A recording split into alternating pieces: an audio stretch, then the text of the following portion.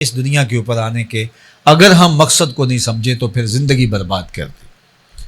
وہ آئے اور آ کے چلے گئے. یہ کھانے پینے سونے جاگنے کے لیے تو چڑیا بھی کوا بھی اور باقی جانور بھی جی رہے ہیں.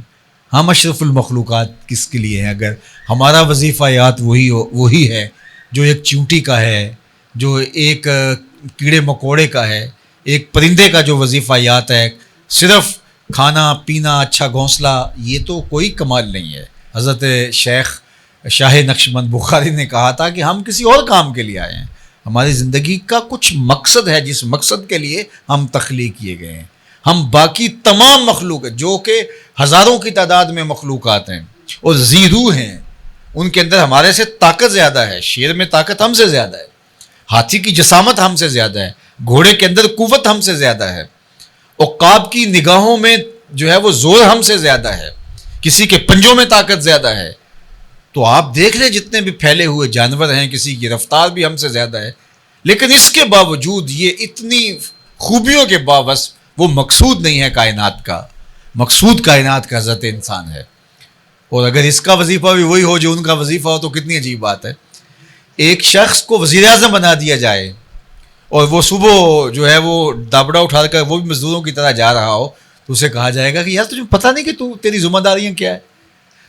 تیری ذمہ داریاں ملک کے نظم و نسق کو چلانا ہے, اور تو جو ہے وہ دابڑا اٹھا کر کے اور تیسی کانڈی پکڑ کے تو کہہ رہا ہے کہ نہیں میں مکان بنانے جا رہا ہوں, تو پھر تجھے پتہ ہی نہیں, اپنے منصب سے آگاہ ہی نہیں ہے.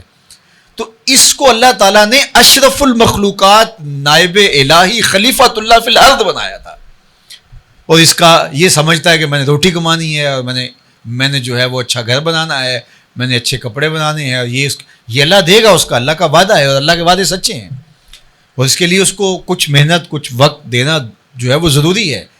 لیکن جو اس کا مقصد حیات ہے وہ نائب الہی ہے, تو پھر تخلقوا باخلاق اللہ, تو وہ پھر صفتیں اس کے اندر پیدا کرنا ہوں گی.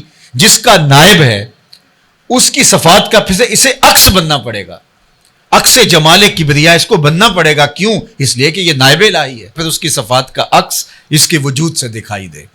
اور وہ پیدا کرنے کے لیے وہ کہے میں کیسے پیدا کروں, اللہ نے وہ نظام دیا ہے اور قرآن مجید عطا کیا ہے, اور اس کو لے کر کے بیٹھ جائے, روز ایک رکوع روز تلاوت کرے اور دیکھے کہ اس میں میرے رب نے مجھ سے کس بات کا تقاضا کیا ہے, جن خوبیوں کا تقاضا مجھ سے ان 10 آیات میں کیا ہے کیا وہ میرے اندر موجود ہیں. اپنے اندر وہ پیدا کرنے شروع کر دے, عزم مصمم کر دے, تو وہ دیکھنا کہ مہینوں اشروں کے اندر اس کی ذات کس طرح مکمل ہونا شروع ہو جائے گی, اور وہ واقعتاً اس مسند پہ آ جائے گا.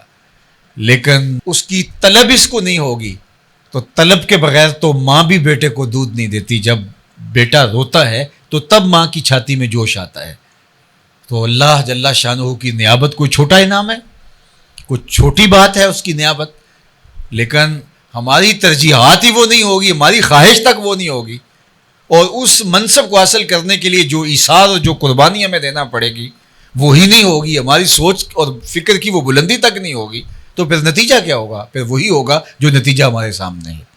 اس لیے ہم اگر چاہیں کہ اللہ کی قربت حاصل کریں اور واقعتاً اس کے نائب بن کے دکھائیں, تو پھر یہ مربوط منظم نصاب ہے ہمارے پاس, اس کے مطابق اپنی زندگی کو ڈھال لیں, تو پھر جو ہے وہ کوئی وجہ نہیں ہے کہ یہ کتاب ہماری زندگیوں کو نہ بدل. یہ زندگیوں کے اندر ایسے حرارت اور بجلی بھر دیتی ہے, اور اس کتاب کے ساتھ ایسے اجالے ہوتے ہیں, اندر کی ظلمتیں مٹ جاتی ہیں, خیر اور نور کے چشمے پھوٹنے لگتے ہیں اندر سے, اور باطن جو ہے وہ اجالوں اور روشنیوں کا منبع و مصدر بن جاتا ہے اس کتاب کے ساتھ جڑنے سے.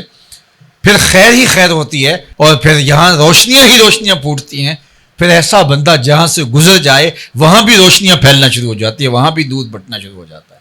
تو میں اس لیے دعا کروں گا کہ اللہ تعالیٰ جل شانہ ہمیں اس کتاب کے ساتھ نہ صرف جڑنے بلکہ جڑے رہنے کی, اس کتاب کے ساتھ نہ صرف اعتقادی تعلق بلکہ اس کے ساتھ عملی ربط, اور اس کتاب کے ساتھ نہ صرف عقیدت کا رشتہ بلکہ اس کتاب کے ساتھ جو ہے وہ ہمارا عمل کا رشتہ مستحکم اور مضبوط ہو.